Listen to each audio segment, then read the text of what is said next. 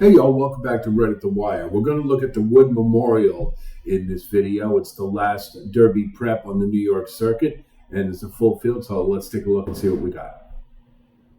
The Wood Memorial is run at 1 1/8 miles, and it's a grade 2 for 3-year-olds. And as mentioned, it's the final Derby prep in New York. I want to take a look at the configuration really quickly because you'll see this race starts on a turn. So it's very similar to that of Gulfstream Park that we saw with the Florida Derby. So horses on the outside are at a bit of a disadvantage. And so we have to keep that in mind as we take a look at the field. Number 1 is Dreamlike, trained by Todd Pletcher. This one is still a maiden. However, in his last race, he went off at 1-5, and at the top of the stretch, he looked like he was just going to pull right away. And the Empire Strikes Fast at 23-1 re-rallied and overtook him. Not a good sign whatsoever. This one is got blinkers going on. I think maybe that keeps him a little more focused on the task. It's Rapoli Stables. It's New York, so you know he wants to win this race. Got Jose Ortiz aboard. By gun runner, this horse should have no problem with 2 turns, and you got Tappet underneath, so plenty of distance pedigree.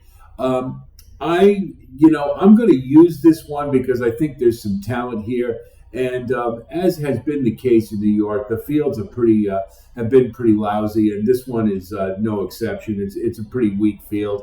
So since this one has some class and good connections and has shown some ability, we're going to use. Shadow Dragon, I think, has reached the end of the rainbow. The Fountain of Youth, he did another late clunk up, but it was uneventful and didn't factor whatsoever. Not like in the Holy Bull, where the class of the field was a lot lower. So I think this one, despite being trained by Bill Mott, I don't think we can expect much better out of this one. So this is a toss. Knox is a Saffie Joseph shipper, owned by Arundel Stables, who's did really well down at Gulfstream over the championship meet. As we know, Saffie is not the greatest in graded stakes, and this one is, there's a little something about that you can think about. This one is that he's a late runner and he's a closer. Now in this field, clunking up late at big odds is very, very possible. That's really the only asset that this one has. He's certainly not good enough to win this race, but if you get, you're going to get boxcar rods, and a late close for 3rd or 4th is possible. So you can think about that. When you're looking at the tote board, I mean, if this one's at really big odds, you might think about putting underneath. General Banker, my disdain for this horse continues to grow. He just isn't good enough, but he always ends up 3rd. How he continues to find a way with his speed pedigree is beyond me. This is not a great field. I'll just assume that, you're going to get big odds on him again, I would think. So why not put him under the ticket for 3rd or 4th? But he has no chance to win this race, and he would normally be a toss for me. But given his prior record of clunking into 3rd, I might consider him for the bottom of the ticket, and that's it. Slip Mahoney is one of the few real runners in this race.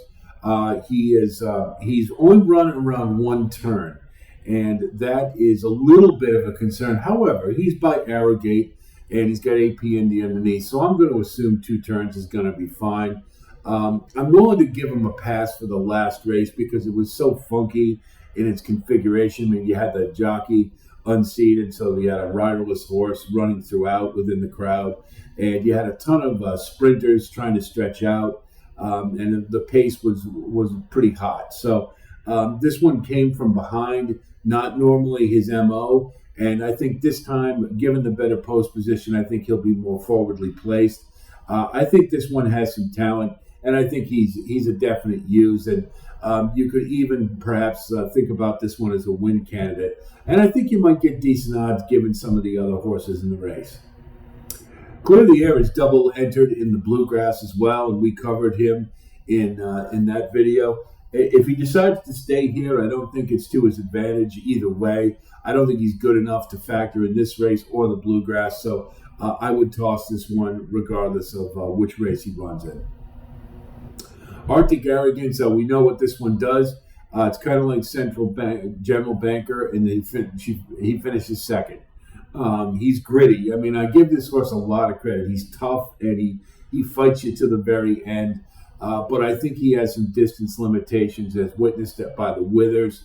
When he finally ran against a horse who could run around 2 turns, he backed up and wasn't a factor. Finished a pretty dull and pretty poor second, really. So they're taking the blinkers off this one. I don't know if that means they intend to rate this time. It's a pretty good angle for Linda Rice, and she's a good trainer and has been doing really well at Aqueduct this winter. So maybe this one gets into the money, but I can't consider this one a win candidate. I mean, particularly when you consider the Withers was 154 for a mile and an eighth, which is just ridiculously slow. I think this one may finish in the money, but I don't think you can consider a win candidate.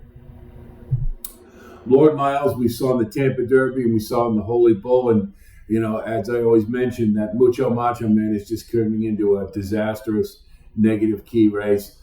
This one didn't run at all in the Holy Bull, didn't really do much better in the Tampa Derby, and maybe this one can get up for at the bottom of the try of the Super. I think that's the limit. I would just look for, you should get really good odds. I would not take anything other than like 20 to 1 or above for this one. Krupi, the last one we saw, this one was in the Risen Star, still a maiden. We know what the problem is with this one, just cannot get out of the gate. And very much like some of the other Derby hopefuls that we've seen, Tapit Trice, Red Route 1, just breaks slowly and gives himself way too much to do. Now, the other troubling thing is that his best race was run on Lasix. And I think that's the one that got everybody excited, and it was around 1 turn. Now, this horse has 2-turn pedigree. It's not going to be a problem for him. But if you consider that he only got a 75 in the Risen Star, I don't know if I like his chances all the better in this one, particularly without Lasix. And, you also consider he pretty much had everything, in his favor. The track was closer favoring, and he still couldn't factor in the race. I think we know he's got a big closing kick. So if you want to put him underneath, I think you can. I wouldn't like this one to break his maiden by winning a Grade 2 stakes race. So I think you're also going to get an underlay because of prior performance. So this one I would lean on tossing. If you have single digits odds on this one, I'd better be like 8 or 9 to 1 if I would even come remotely close to considering this one. But underneath only, not a win candidate. Uncle Jake is a Bob Baffert transferee to Brittany Russell, who's a nice trainer in Maryland. And this one is won his last race for fun, open lengths. Didn't appear to run against very much. Only got a 71 buyer. Maybe it's going to be a pace presence of some kind, but I can't see anything more than that. He's just not fast enough at all. So Uncle Jake is a toss. Classic Catch is another Todd Pletcher. I believe he's got 3 in this race. And, you've got 2-turn pedigree here for sure with Classic Empire on top, Malibu Moon on the bottom. This one was sold at the Keeneland September sale, so there's some expectations, I think. He is 2 for 2 at a mile and an eighth, and you got to like that. He's a little light buyer-wise, but I think you'd have to consider this one to be a candidate for underneath. I don't know. It kind of looks like he's plateauing a little bit, so I'm not sure that a big move forward would be in the offing here, but I think underneath is very possible. Mr. Swagger is, Juan Avila is having a pretty good meet. I think he's 4 for 7 at Aqueduct. But this one is another one. He ran in the Gotham and was stretching out for the first time and didn't factor at all, really. It, has McLean's music, who tends to be on the sprint side on top. And I don't think we're going to expect much better from this one. So Mr. Swagger is a throw-out. Now we come to Hit Show, the likely favorite in the race. And you've got kind of the same scenario you had with Forte in the Florida Derby. He's parked on the outside, and the race starts on a turn. So he's at a big disadvantage to start the race. Now he's got Manny Franco on him, who's a nice jockey, and Cox and Franco, I believe, are winning at 38%. So I think that's a good duo. So he's got a good pilot to get him out of trouble. He's still a May 3-year-old, so I think a move forward is possible. I think in this field, he would be I think he can probably overcome the post to factor in the race. I might downgrade him from being a win candidate, though, just for that reason, because he's no Forte, and so I'm not sure that he'll be able to get into position where he wants to, where he can be most effective. So Hit Show is a use for sure, particularly in this field, but I'm just not sure that he's a solid win candidate, and we might want to look elsewhere. So let's take a look at our top 5 and see what that looks like.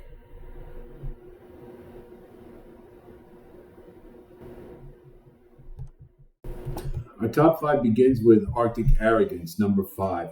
This one has shown some grit and usually finishes in the money. I think the distance limitations eliminate any possibility of a win, but being forwardly placed in this group, I think, gives him a good chance to be in the money again. And number 4 is Classic Catch. I think he fits class-wise. He has a little bit of upside to him. And I think that in this field, I think he can likely get into the money. Don't consider him a real solid win candidate, but should be a factor. Number 3 is Hit Show. Marooned in the 13 hole on the outside is a major league liability that I'm not sure he can overcome. He better hope for some scratches or defections to improve his chances. I think he's classy enough that he can get in the money, but I think a win is really remote. The possibilities there, too. When you're that far out, starting on a turn. Number 2 is Slip Mahoney. He's got a favorable post position, and he's demonstrated some ability. 2 turns I don't think is going to be a problem for this one. I think he'll be able to be more forwardly placed than he was in the Gotham. He should be right where he wants to be, and if he's good enough, he can take it down. Number 1 is Dreamlike. Why not? A career maiden, but this field is pretty mediocre. This one's got class and really good connections, and Mike Rapoli really wants to win this one, being a native New Yorker. So the putting blinkers on this one should focus a little better, and I think this one's got just as good a chance as any of them to win this. You probably won't get too short a price because he's a career maiden, so why not take the chance? But the moral to the story is, in this field, get creative, because there's a lot of options, and most of them aren't very good, so you might as well get paid for it, right? Well, I hope our analysis helps you a little bit in formulating a wagering strategy. When you don't have strong choices, get creative, and I think that's the watchword for this one is creativity. I think there's a lot of different ways you can go. I think there's only a couple you sort of have to use in your mix. I think Hit Show and Slip Mahoney are kind of logical. But other than that, I think you can go a lot of different ways. So watch the toad board and demand value, whatever you do. And I wish you the best of luck with it. We will have videos as part of the Keeneland Card Series. I'll have the All Stakes Pick 5 for Saturday, which will include the Bluegrass Stakes, which we covered in a posting earlier. We'll also have a Coast to Coast Pick 5 for Saturday. Upon request from you folks, I will put that out for you. And, of course, if you do like what you see here, please like and subscribe. And I really appreciate it. And I can't tell you how much I enjoy and am flattered by the positive comments that we get. It really means a lot to me, and I hope you know that. I'll be talking to you later this week. And, God, it seems like we've been talking all day. But we got to do it. And there's a lot of this is the busy season for Derby handicappers. So that's what we do. I'll look forward to speaking with you soon, and until then, of course, be well.